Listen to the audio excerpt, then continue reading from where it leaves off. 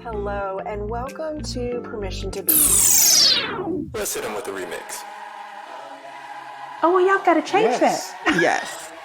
What do we do? We leave our F-bombs in and... Let's tell some stories. As long as white people are bound, the people in power are bound, they're going to keep us bound to the same thing that they're bound to. Out of the overflow of the heart, the mouth speaks, and I think out of the overflow of the spirit, the body does. Challenge some narratives. Why is that the best that God could offer you? Mike made it very clear that he did not want to get any of these questions beforehand. So he is getting this question live, raw, for the very first time. This is... And I feel like art is the expression of the heart where words fail. Raw. Oh my goodness, I have tears. Oh, y'all are killing it. Unfiltered. I feel like that's gotta sound strange. Permission to be.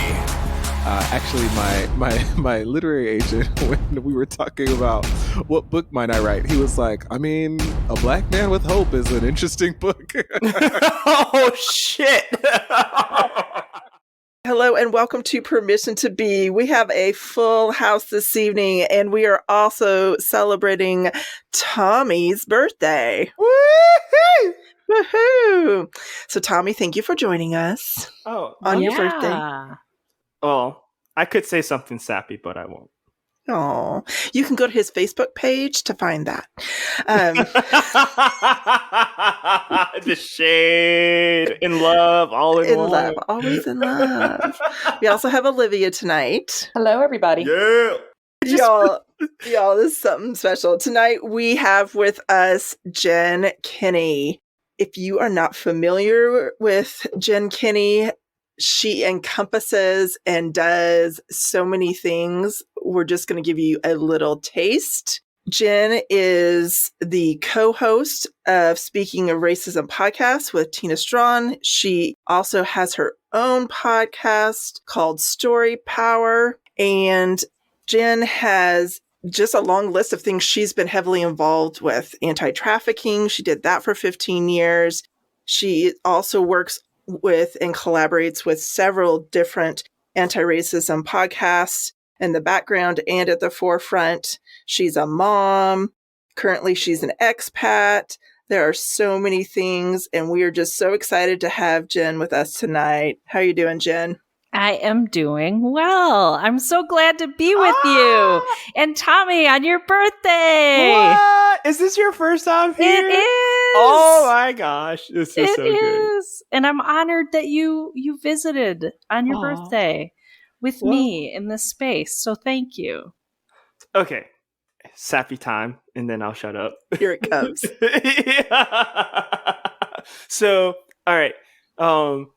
If y'all don't know, Jenn is connected to. So we're all a part of a board that Tina Strong and had. I don't know the whole story behind how the board formed, but we're all part of Speaking of Racism board, and so they were all like, you don't have to come. You don't have to come for this. And I was like, I know I don't have to come, but it's like, I want to come because this isn't like work or labor and y'all, I'm 31 and after 25 hit, like getting drunk and like being out till like 3:00, drinking and partying.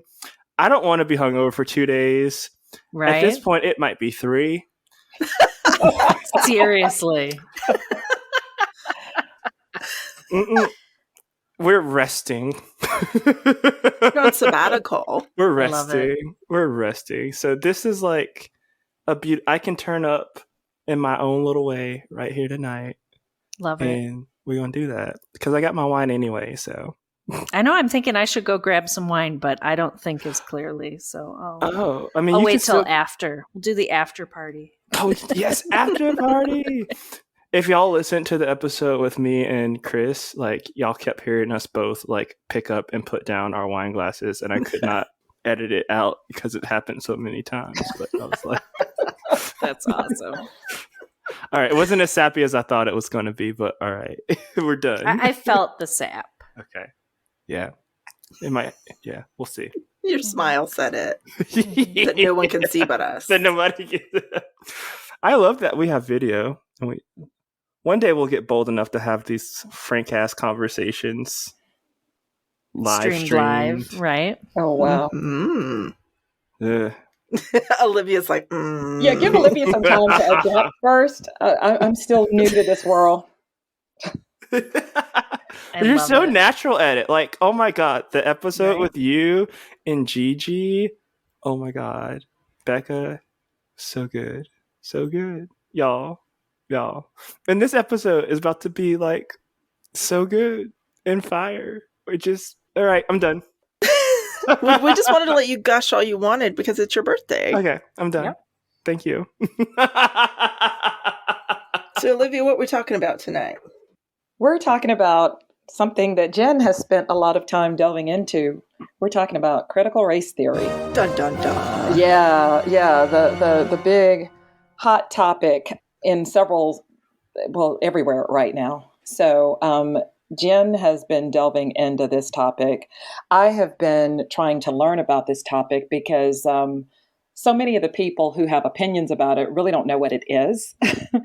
And so I was determined not to be one of those people expressing opinions without knowing. So I've taken some time to delve in and understand so that I could better understand what all the hullabaloo is about. There's like 21 states at this point that have either passed or introduced legislation to bar critical race theory in schools. And, if you were to just go ask the average person who's screaming about it, what is critical race theory? They wouldn't know. It's actually a legal theory that was developed by scholars to critique the way American systems run. And what has happened is that it has become a buzzword and a bludgeoning tool used to just paint this broad brushstroke against anything related to the history of, racism, oppression, treatment of the indigenous, very much tied to, slavery, any of these things. And so I just wanted to spend some time unpacking that.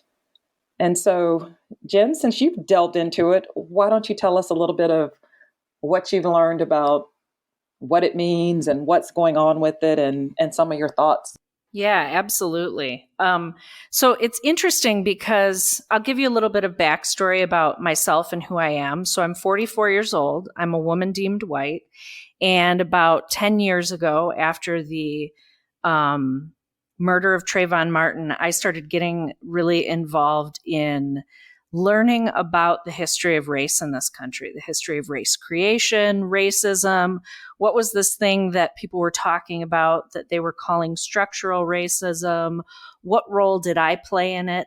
What role could I play in helping to dismantle it? Because I felt a really strong call into this space of discussion. And I spent years and years just really listening, learning, reading, researching, talking to people. And so I take my work very seriously as a person deemed white who is seeking to disrupt and dismantle white supremacist delusion and systems in the country. And so one of the things that I've spent a lot of time doing is really trying to understand people who disagree with me and try to figure out how can I have a conversation, a better conversation?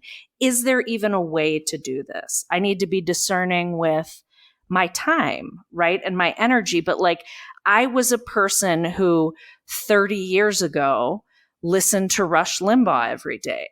And I sort of think of myself as if I could go on this journey that takes me from one place to a very drastically different place, is there potentially hope for other people, right?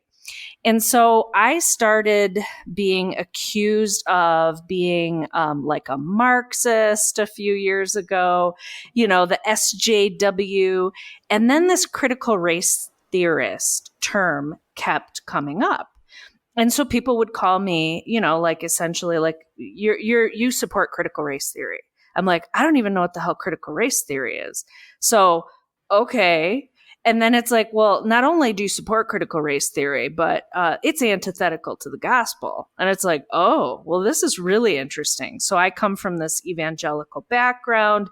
I'm midway through some pretty heavy deconstruction. I still want to understand, like, what is going on. So I go on a journey about 2.5 years ago, and I start trying to figure out what critical race theory even is. And not surprising, because once you start to learn about it, you realize why it's so hard to even figure it out. It is a graduate level legal study, right?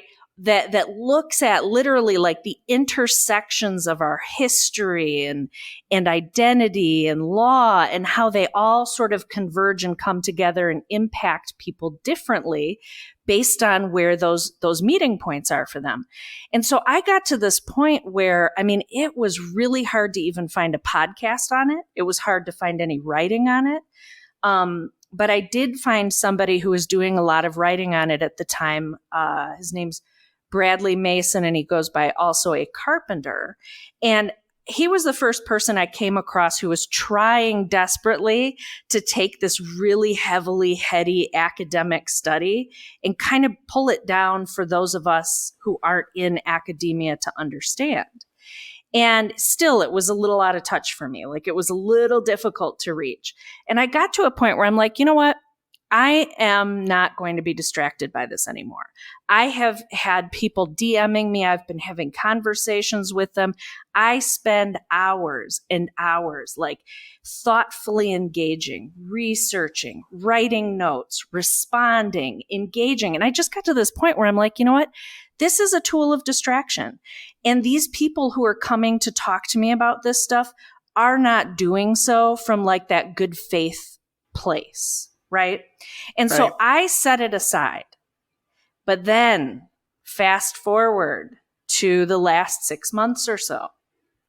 And Olivia, to your point, like, I started re-engaging critics of critical race theory, and I would comment about it on occasion on Instagram or whatever. And I'd just say CRT or critical race theory. And almost every time I posted, people would be like, what's critical race theory? What's CRT? Like, what's going on? And I'm like, look, if you don't know, don't even worry about it, because this is a boogeyman that's being brought out, and like, it's not something you need to pay attention to. And here we are today, where, like you said, you've got as many as 21 states banning the teaching of what they're incorrectly calling critical race theory. And you've got all of these people holding signs, protesting, they're pissed off, they're lamenting that their children are being brainwashed. I've got people in my DMs asking me questions left and right.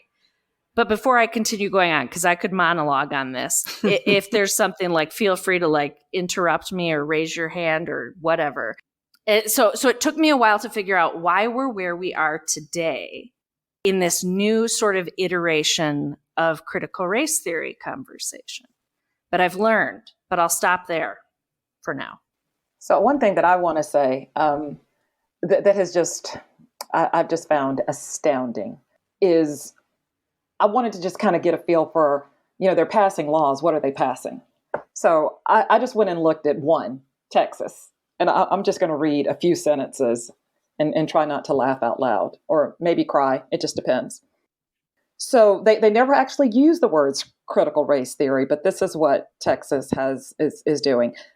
Teachers can't teach anything that presents any form of race or sex stereotyping or blame on the basis of race or sex, including the concept that an individual, by virtue of their race or sex, is inherently racist, sexist, or oppressive, whether consciously or unconsciously.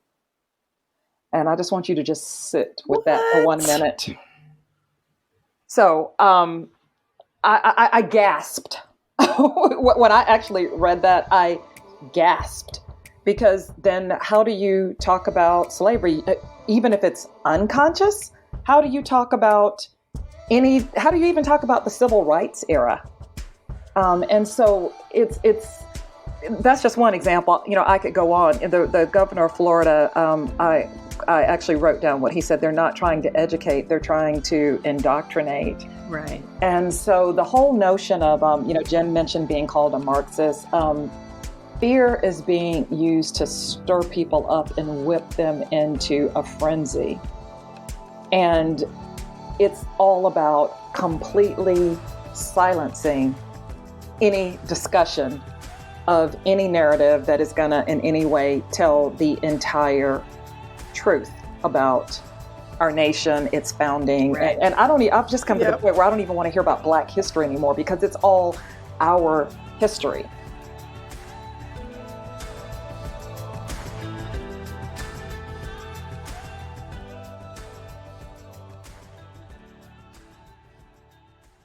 So would this be a good time for me to tell you kind of where this all started, this latest iteration? Sure. Yes, okay, please. because I can go.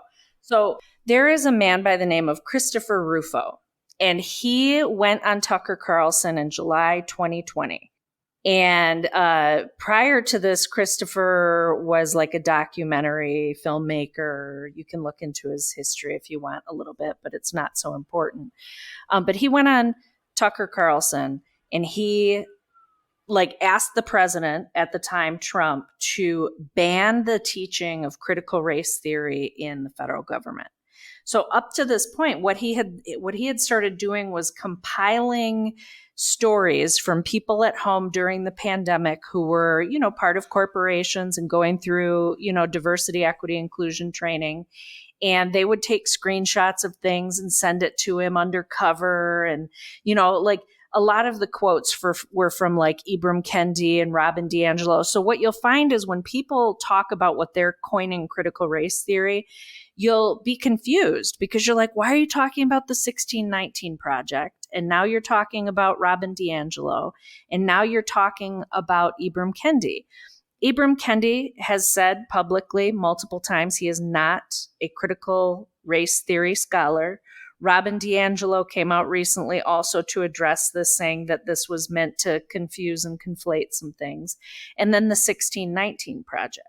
Now, the 1619 Project is a real sort of point for this discussion, because you will hear a lot of people and a lot of parents freaking out because they were going to bring the 1619 Project into schools to teach it as an adjunct to the history classes, right? And for the life of me, I've gone back and I've reread it, I've listened to the podcasts again, and I've read the critiques from historians, because again, I'm trying to be very thorough so that when I have so-and-so's uncle DM me and send me a video or something, I can address exactly kind of what they're speaking to. Mm-hmm. So the 1619 Project is a historical storytelling project, right? That Nicole Hannah-Jones put together with the New York Times.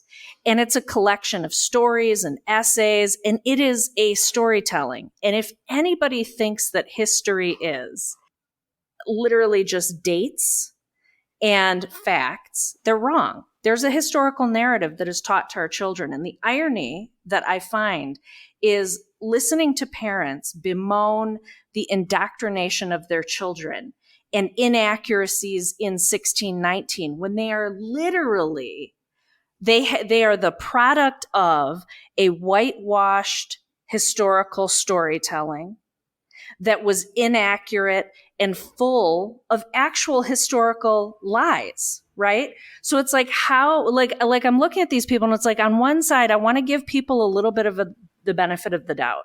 And on the other, I want to just tell them to go jump off a damn cliff because it's so frustrating, looking at the reality that you're not looking for honesty and integrity. You're not looking for accuracy in historical storytelling. No.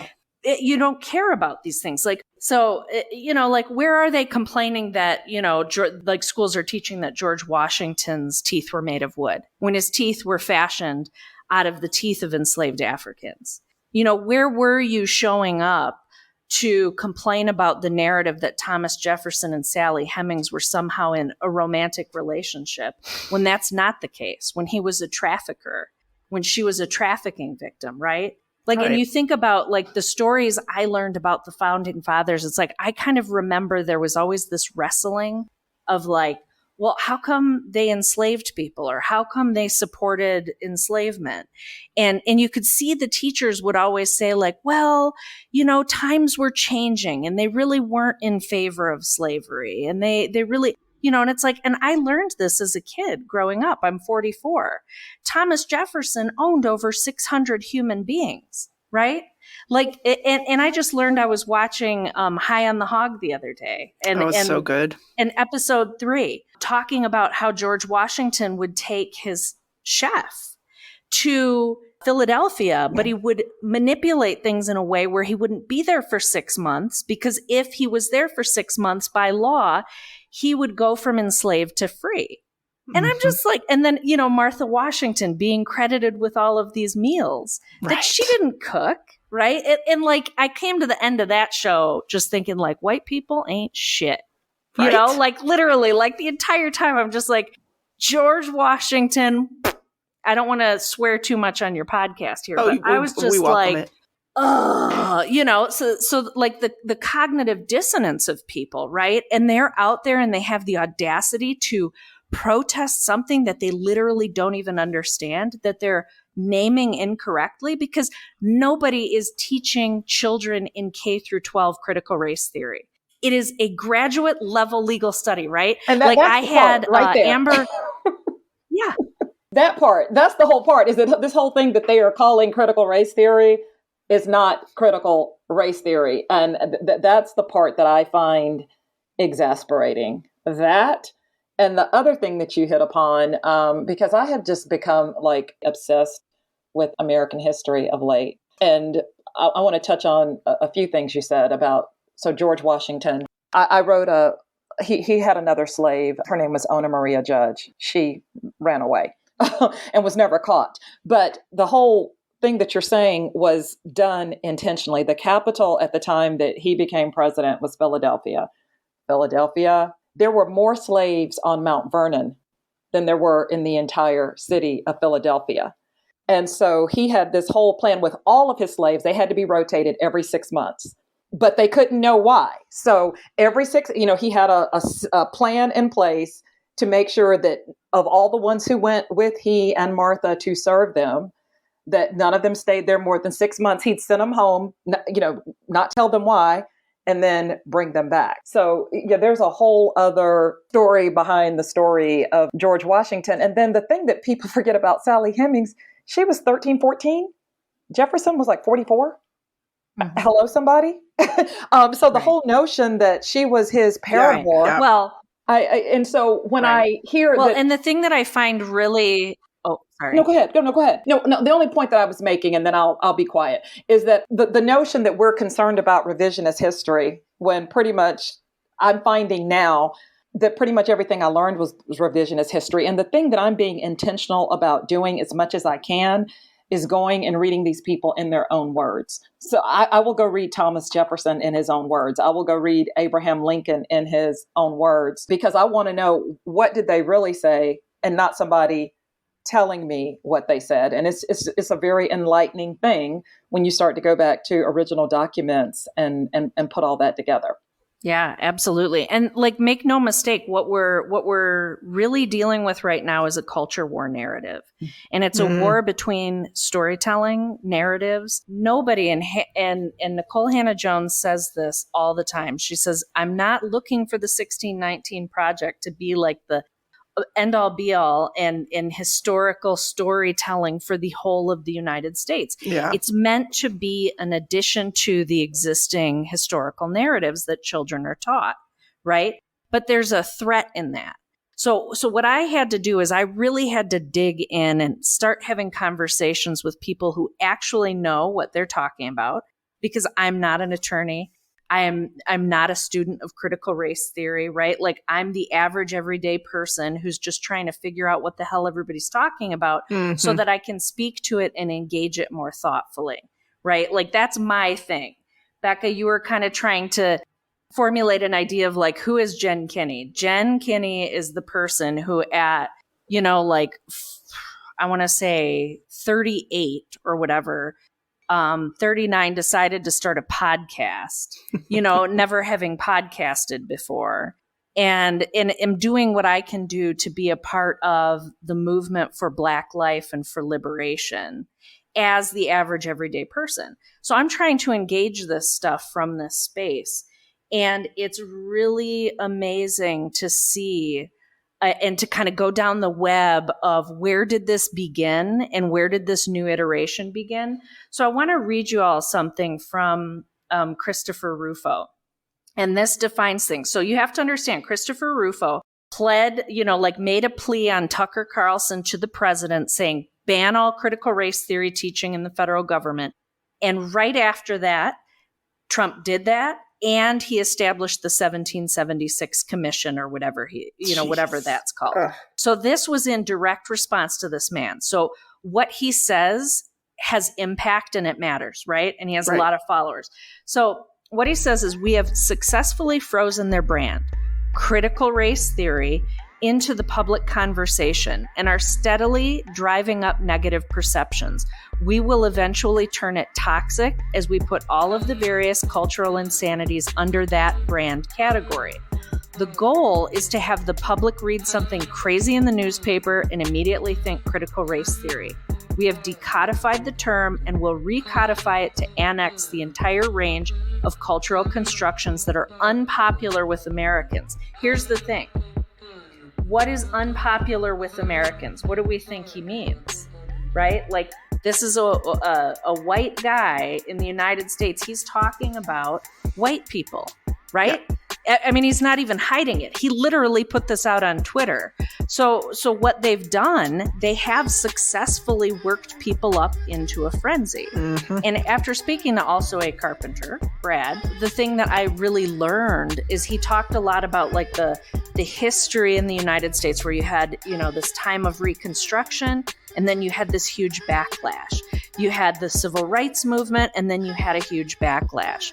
We had this year of awakening with Ahmaud Arbery and Breonna Taylor. And then, now we've got this backlash and all of this focus on critical race theory. So while people are trying to learn what the hell critical race theory is, it's not really the point, because they're not talking about critical race theory. They're trying to take every component of anti-racism from, Kendi all the way to, some aspect sort of critical race theory with the ideas of intersectionality via Kimberly Crenshaw's work, because she is a huge part of the term and the study critical race theory, along with Derek Bell. And I think what those of us who want to engage in justice work need to realize is this is a tool of distraction, and for some people we're going to have to engage it. For white people, you're going to have to engage this. Yeah. Because I went from people had no clue what the hell I was talking about, 6 months to a year ago, to now I've got family members calling me and saying, what's critical race theory? On Fox News, how many times do they say it per day? Thousands. Right? So many times. It is the buzzword at the moment, and they are doing a really good job correlating it with these other things. And so really, if you're going to engage these conversations, you've got to really know the nuances in the conversation, historical truths, the 1619 Project, all of these things.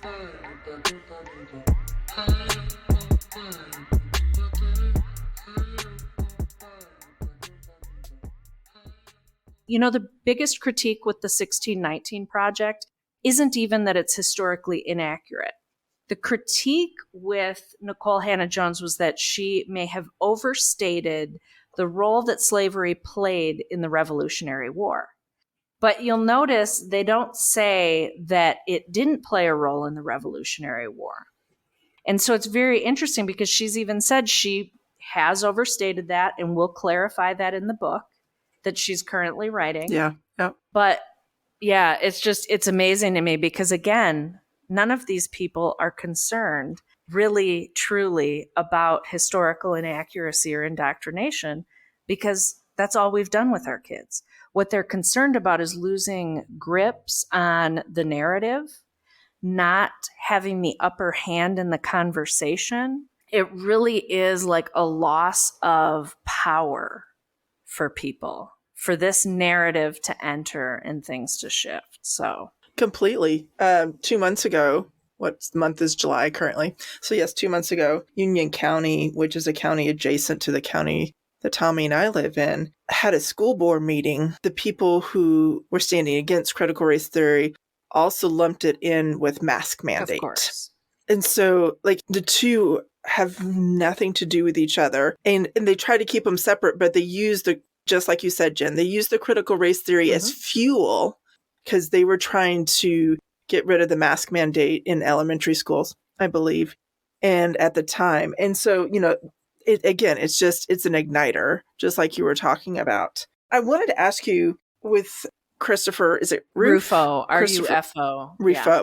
Okay, thank you. I'm curious, when we're looking and talking about it, it feels like it's Christopher Rufo and there's a we. Who's not that we need to focus on that we, because we don't need to spend our time, but I'm just curious who you think that we is with him. I mean, the people that I really see utilizing him, it's, white evangelicals, conservatives, conservative evangelicals, fundamentalists.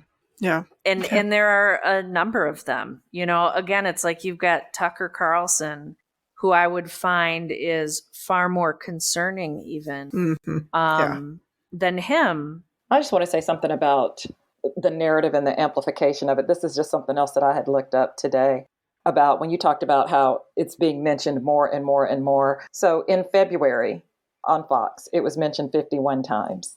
In March, 139 times. In April, 314 times. In May, 589 times. And in the first 3 weeks of June, 737 times, which just goes to underscore your point about, from that quote, that we're just going to make everything critical race theory. We're just going to throw everything under that umbrella. So in a matter from February to June, 51 times to 737. And that wasn't even the full month of June. Wow. And not surprising because, like I said, I feel like I could have a full-time job just combating and engaging discussions around CRT, which is something we do not want to get caught up in. And so the thing that I'm really trying to do is kind of pull people together to create resources, podcasts, etc., and then give them to God. Because, I'm not going to keep having this conversation and getting into these things. There comes a point where it's like, no, I'm not going to watch this video that you've sent me of so-and-so conservative commentator who is Black and then respond to it anymore. I'm not going to engage this anymore, because at this point, if you're still going to send me these things, that tells me you actually are not in a place that is open to real, purposeful dialogue and an exchange of ideas. So that's kind of my hope with this is okay, clearly we have to counterpunch. That's where I'm at. For so long I was like, nope, I'm not even going to touch it. I'm going to, do the work that I'm focused on with abolition and these other things and supporting anti-racism activists and educators and teachers, and screw the CRT discussion. But for this reason exactly, Olivia, I'm like, no, I feel like I've got to get back into the game on this, get back into these discussions, and at least try to disabuse people of the idea that they care about facts, history, or indoctrination. Be honest. That's not what you care about. That's not what you're concerned about. You want the status quo. You want to maintain whiteness. You want to, all of these things. That's where we're at.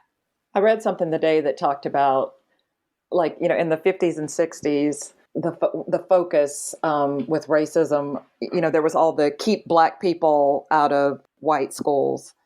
And now they're trying to keep Black history out of American schools. And yes, the thing that I have become cognizant of probably just in the last week, because there's sometimes I'm up till 2 or 3 o'clock in the morning reading, because you start reading about one thing and then it takes you down these other rabbit trails.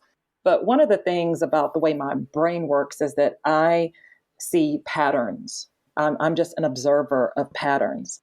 And if you don't know history, you can't see the pattern. If you don't know what came before this, you look at this and this looks like some new thing out of left field. When you go back and start looking at the overarching history, you recognize, like what you said, there are Black gains, and then there is white lash or white rage in response. All these efforts being made now with the voting suppression, we've seen that before. So case in point, in my home state of Georgia, Yep. our Republican Secretary of State, to his credit, refused to manufacture 11,000 votes that the former president, leaned heavily on him to do. He refused to succumb to that. And so our Republican legislature, who wrote the current laws that have to do with absentee ballots and the Secretary of State's role in certifying the vote and all that, the same Republican legislature who put that stuff in place when it looked like it favored them, has now just come back and overturned it. So next time it won't be up to him to make that decision. And several state legislatures, I mean, you probably know about, Arizona, and just they're just too many to number. But I guess what I'm realizing is that, again, this is a part of a pattern of history. It's not new. And so if we can't win one way, then we will win another. And in a state like Georgia, first of all, I was completely astonished that Georgia went blue. So that wasn't even on my radar. I have the utmost respect for Stacey Abrams, but I didn't think that was gonna happen. But it was by. Can I just tell you something? Mm-hmm. I was calling from Detroit and doing robocalls in Georgia, so I was hoping for it to go blue. It was on your radar. It was not on my radar. But when you think about it, 11,000 votes, it's not that hard to suppress 11,000 votes. I'm in Metro Atlanta, which has like 9 million people. So we say, well, Biden won by however many millions. No, it was really like 45,000 in key states.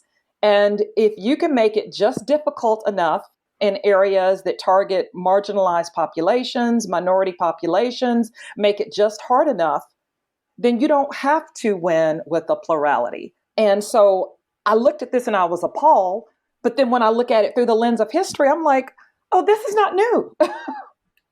And so we can make more informed and strategic decisions when we can recognize patterns and look beyond the surface to see what's really going on. And that's where you're so correct that CRT is a canard. I mean, it's a distraction. There is a much more nefarious plot afoot than just what some kids are taught in history class. Yeah, absolutely. Because too, the thing that just blows my mind is, already I think it's in Tennessee, and I'm sorry if I got the state wrong, but there's an area in Tennessee where they have decided not to allow a book about Ruby Bridges because of the language being too pointed toward a race of people. So because the book says that, this group of white people were standing outside jeering and holding signs and all of this. And it's like, okay. Wow. I have a hard time even entering my body with that because it's so enraging and concerning to me. And something I really appreciate about what you said, Olivia, is that you believe that seeing the patterns can help to better equip and inform us. And I'm going to hold on to that because when I really started to understand more and to see that this is part of this just frustrating pattern of movement forward and then retrenchment backwards, it makes me feel a little bit hopeless, So I just want to say that I really appreciate that you see that as a tool for organizing and strategy and overcoming this. Well, let me just say this, and Tommy can testify to it. I called him last night and went on this complete rage. And what was I all about? I was like, what is the point in all this? I mean, it's like we get one step forward and 5 steps back, and where does the hope lie? And so I am very hopeful at times, and then I have meltdowns because I called Tommy just last night with the meltdown. I'm in a different state of mind now. And one of the things I hold on to, so there's a quote by a friend of mine who is of an Indigenous American background, and it says, generational trauma is real, but generational resilience is also real. That is the torch that outshines the trauma. And that's what I try to hold onto. And so I'm in that space of hope today, but I was in a very different space. Well, yeah. And I want to just speak to that for a second, because that's such a good point. Like within the context of the 1619 Project, have you all listened to it, read it, are familiar with it? Familiar. Yes. This is the thing, like the 1619 Project and Nicole Hannah-Jones' entire moment of realization for her that is so inspiring to me is that as she is telling her story, as she's talking about shame that she experienced because her father flew a flag in their front yard, and the anger and dissonance that she felt about the historical, inaccuracies being taught in schools, and all of these things, and never really feeling fully American.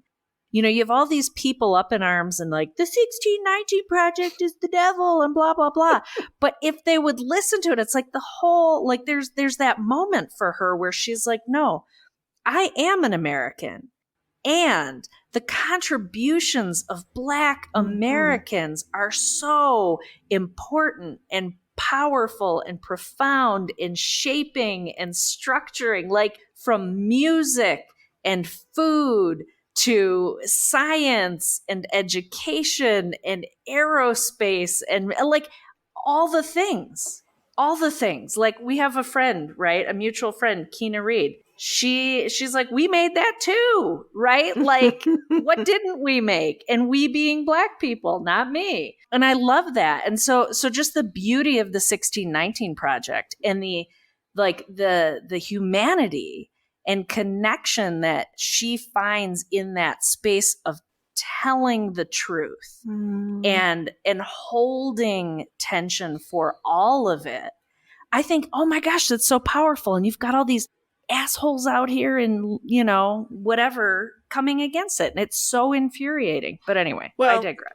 I mean, I'm going to not let you dry Garth completely, but the Ruby Bridges book, I just did a little Google. And that book, where the county that has issue with it is one of the most wealthy counties in Tennessee. And I lived in Nashville, Tennessee for 11 years, so I'm a little bit aware of that area. It's also being pushed by the same group of white moms who came to North Carolina just 2 months ago. And I'm going to say their name because I also believe, and because I don't want to glorify them, but because I want moms, if you're aware of them, because it almost doesn't sound like a bad name. And it almost sounds like it could be positive. Oh, let's see. It's something like the Moms for Liberty or something like that. So it sounds like the Daughters of the Confederacy. Mm-hmm. Right. Yeah. So that's not correct. I'll find the term. And it is a group, and they are the ones who are pushing for that book ban. And it is one of the wealthiest counties right next to Davidson County in Tennessee. So it's not Davidson, it's Williamson County. So yeah, that's where you find wealth, where you find the pushback, because people are afraid of losing their power. Oh, absolutely. Yeah. I mean, the shining city on a hill narrative, whew, Mm-hmm. It is an idol. I think power has a huge role to play in the discussion, but I'm sometimes curious, especially as we consider, as we talk about healing. I think if we were to contextualize the front end of the conversation, it's been this really beautiful unpacking and description of what is and what is operating. And so that creates an entry point for people. But I think what's left is what do we do with this, right? What is the pathway and the vision forward? Because almost even engaging, we want to have educational content out there, right? But like you said earlier, even sort of engaging in this low level content or nonsense argument about it isn't actually attacking or addressing the core issues of what's there. And I know in justice work we often talk about power so much, but as we also start to talk about the embodiment piece to it, do we think it's just power? Like, what are the other factors at work? And because I'm questioning from like, what role does a person's natural drive for safety play? I forgot what I was listening to, but they were talking about how we're all traumatized in some way, shape, or form. And That was Gigi. what? Oh yeah, what? Gigi Kinney. Go back and listen to that episode, y'all. Right. So we're all dealing with some shape, form of trauma. We're all, especially in the context of the United States of America, we're dealing with racialized trauma, like this trauma of racism.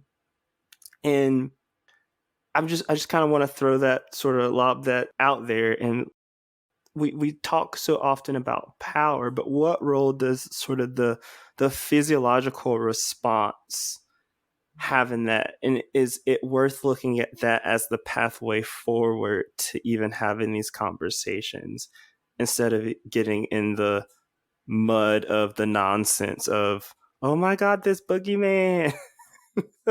Sorry, that was a long setup, y'all. I'm sorry. But we needed that video for that. If you all could have seen Tommy do the boogeyman. I mean, I have some thoughts. I don't know that they'll speak specifically, but something that I've really been trying to do in this process, because like you, Tommy, like I'm thinking through, like one thing that I'm thinking, a couple of things I'm thinking through in this point that I'm in this work is, how do I not lose sight of people's humanity? How do I honor the divine in every person? And how am I contributing? Like, what energy am I bringing into a space? Now, I believe that, like, I mean, as an 8 on the Enneagram, like, I'm kind of a spearhead in a sense, right? Which is like, not a bad thing. No, and I'm okay with that. Yes. Like, I love that about me. And I know that I have healing to do and that I've been healing and things. And so it's like, how can I function in that strength and engage things in a way and put an energy into this space that is both critical of what is happening, bringing attention to what is happening, challenging people, and maybe even inviting them along on the path. And so I think a lot about my own story and where I came from and what I felt. And like, I think a lot about like the deconstruction I've been going through in my faith journey, and how even though it's been this incredibly positive, beautiful, wonderful journey, it has also been very discombobulating at times, because it's what I knew, it's what I believed.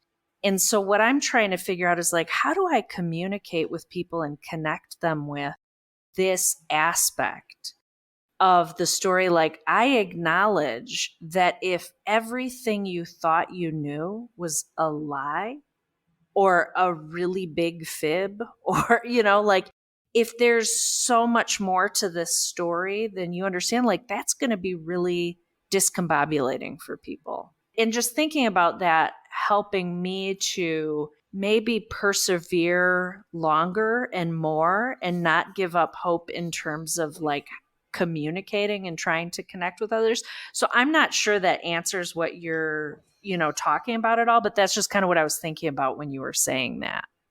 Yeah.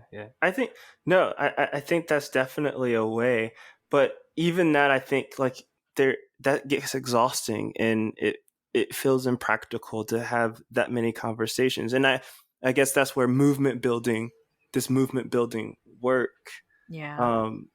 comes into play within all this. But for me, the whole conversation even around critical race theory feels exhausting, because it's actually this really beautiful tool Right? And y'all were talking about patterns in history and how things sort of repeat and reveal themselves. And I don't think we can have this conversation apart from a conversation with economics tied to it as well. Right? And so that not just, and I don't think we can have a conversation about power without security attached to it as well. When we look at how capitalism functions, when we look at who it is built off of the backs of, when we look at that it has to contain some sort of exploitation, all those things, like what critical race theory does is it tells the narrative story of how we got here. It looks critically at all the pieces and asks us, what is the thing not told? And we already know that that's the thing that people don't want to talk about or confront, because it means the entire system has to change. The entire way of being has to change. And that's scary and that's disruptive. Yes. And Fox News knows that they can fuck people up. Yeah. With the triggers, if I keep triggering them. And so this word has become the trigger to tap into the trauma response, to activate these people. Right. And this is the function of that we would see as white lash when we contextualize these things. And so I think critical race theory helps us to contextualize so that we can see a pathway forward, so that we can see how people are reacting. Because I don't have time, I'm not going to argue with you because you're in your trauma response, and I just can't right now. There's nothing that you're going to learn or receive with that. And so I think it's a complete waste of our time, but where I feel like a good use of our time, and I mean, for people of color, for Black people, it's a waste of our time, right? And thank God for white people doing the work to have those conversations, and not just because, and I even want to nuance that, right? Because when we think about power and security, the reason that this works is because they're selling it to poor white people. Yeah. And they've treated them like shit since the inception of the country too. We don't like poor people. We don't like poverty, right? And the way that you pit poor white people against, if you give them a racist boogeyman, cue the critical race theory, right? And so I'm grateful for that. Like I said, I'm grateful for the first half of that conversation, because I think, yes, people need to understand that. But I also think that what last year showed us is we're also beyond that conversation. What we're doing right now is we're actually building community. We're actually saying we're going to change this shit. It's not an option anymore. Right. The way that we function in community and live is not an option, because the way that we're doing it under these structures known as capitalism and patriarchy and racism are not working anymore for us. And that's the conversation that people don't want to have. And so let's activate everybody so that we can actually get there.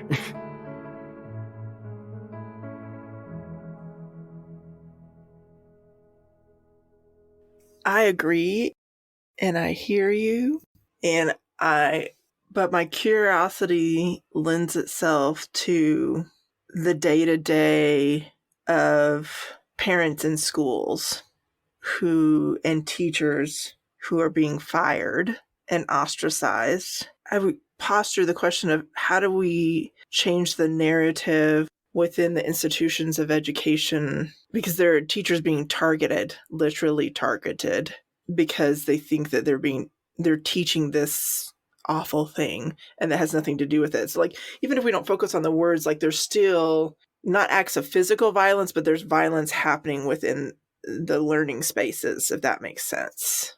Where's that been new?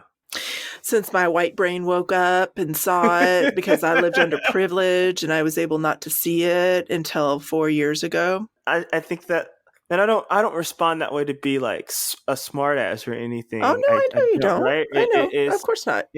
we already know that this is what people are going to do. It's what they've been doing. It's why you weren't taught the history, because they were already controlling the curriculum books. Right. You're just seeing the cycle in action now at a different entry point.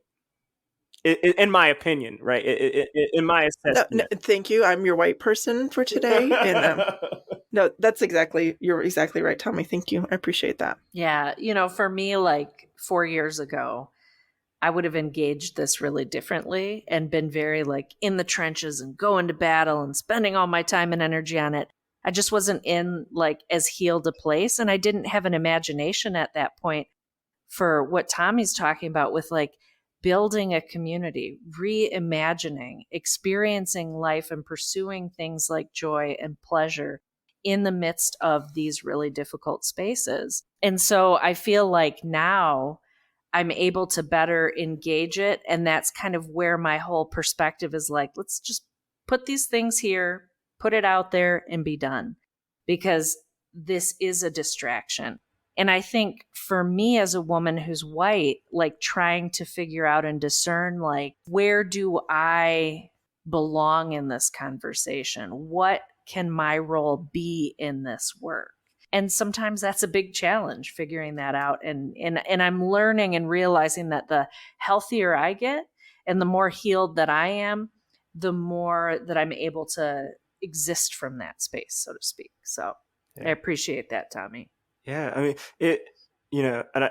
the things that are probably influencing a lot of that thought, but it is practicing myself what community looks like, is rooting into the places that I have, as Olivia would know, a scarcity mindset, and asking myself, what does it actually mean when I'm afraid to slow down or I'm afraid to rest, right? Yeah. And that's something that Black folk and poor white folk have in common, is this lack of rest. Of course you don't understand CRT. With what time? You're trying to survive. Like, that's the humanity point, entry point that I can find for you. It doesn't change the fact that you got racist ideology, but you know what? Race is not the boogeyman for me. That's not a boogeyman word for me anymore. And I'm sorry that it is for you, and I'm sorry that that's your experience. But if you stay in relationship with me, if you stay in the tension with it, we're going to get you to a place where you're just like, oh, let me just readjust some things here. Like, that's the kind of place that I want to be. That's where I'm going to align myself. And it doesn't mean that we don't do fight for policy change in the curriculum and teach actual history or different narratives or more complete whole stories, right? And so that, I think for me, that's the hope in this. And maybe that hope will die, because hope dies and is resurrected over and over and over again. Say Thank that. you, Austin Channing Brown. Mm-hmm. But I feel, for me in my spirit, the first part of that conversation was just so heavy. It was so heavy. And I just want to honor that space, because it like, people in those trenches who are in their bodies are activated is heavy. And when human bodies are activated and our fight, flight, freeze response is activated, right? This is why we're all at war with people. And so we have to, the NAP ministry is so profound, and like, we have to slow down, because it's when we slow down that we can have this introspection, and we can ask the questions, and we can have the conversations, and we can be in relationship, and we can do the imagining work, right? And we can create our own theories. Right. Critical race theory and the end all be all. It's just one way. It's just one way. And so it's what we're seeing, friends, is racism in action, working to create race, working to create divides, because critical race theory maintains that race is a social construct, And because it's a social construct, that means that it will move and shift its meaning. And this is why we can't be stagnant. And this is why it's good to be comfortable, but we can't stay comfortable. We're meant to change. We're meant to morph. And so we have to build those resiliency muscles in the justice work and in the current conversation in mass media and in the institutions are just designed to keep people continually activated in their cycles in the status quo. As Dr. Greg Carr from Howard University says, this is America's last stand, its last vestige, because it is like what we're witnessing the country fail because it can't take care. It refuses to take care of its people. And the people, when they're not cared for, will react. This is the history that we know, time and time and time and time again. I'm going to shut up now. No, we have to be okay with failure. There is a great you rise, you move forward from failure. I don't know where in the world we go from there, but I think it's okay to say thank you, Jenn. Yeah, thank for you. joining us. Yeah. Thank you so much for the example that you are to people melanin deficient, people deemed white. So deficient. I'm like 50% potato. But I took that from another comedian. I was like, yes, that's hysterical. It is hysterical. She's like, I'm like 50% potato. I'm like, ah. Anyway, that's sorry. so awesome. Thank God for the comedians. I've been listening to Karen Hunter and Dr. Greg Carr. They do these In Class with Cars every Saturday. And it's just helped me create an analysis in different ways. I highly recommend people check it out to spur their imagination, not just because I think sometimes what we do is we look at history and history is so heavy and that memory's in our bodies. We get so weighed down and it's like, and I think what they do is they create this beautiful bridge into creativity. Asking that question of how we get free. And so, but thank you for journeying with us, Jenn, and being part of that solution of how we get free. My pleasure. Of loving us so well in the collective. I love it. Seriously. Yeah. Well, we've not officially met yet, so I know. But I feel like it's my sister, y'all.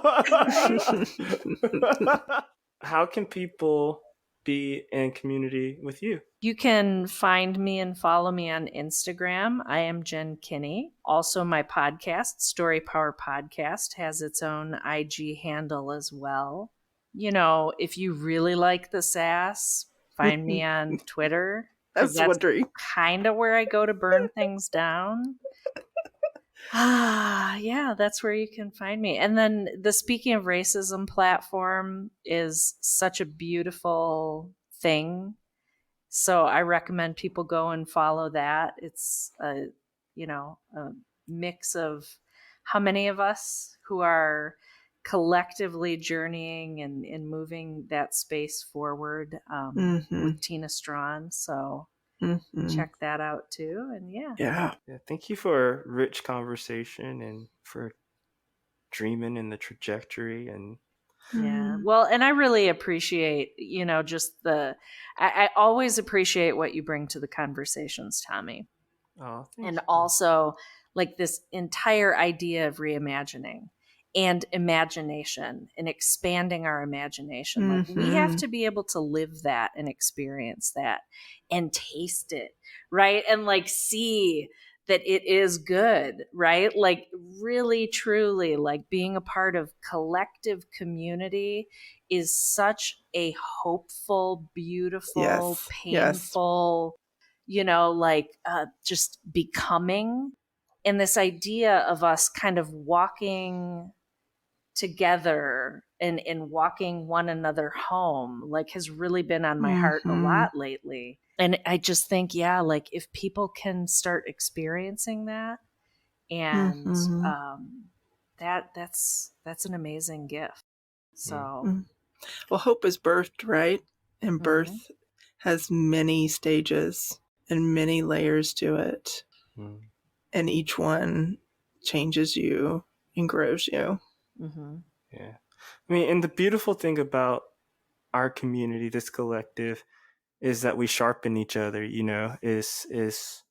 that idea about imagination didn't come, the seed was planted with a conversation Andre, Henry, and Corey Leak were having on X and Central, and so when you're in community and you're having these conversations, the ideas build upon each other, and we begin to create needs and open ourselves up to the ways that we can meet each other's needs. But we're so used to our systems working, we don't want those things to change, or we're afraid of stopping or slowing down.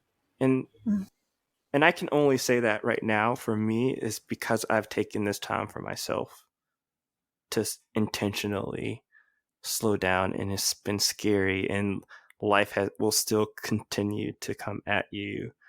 And the capitalist narratives are still there. And so it's beautiful to come into spaces like this and be like, okay, recall why I am resting, recall why I am resisting.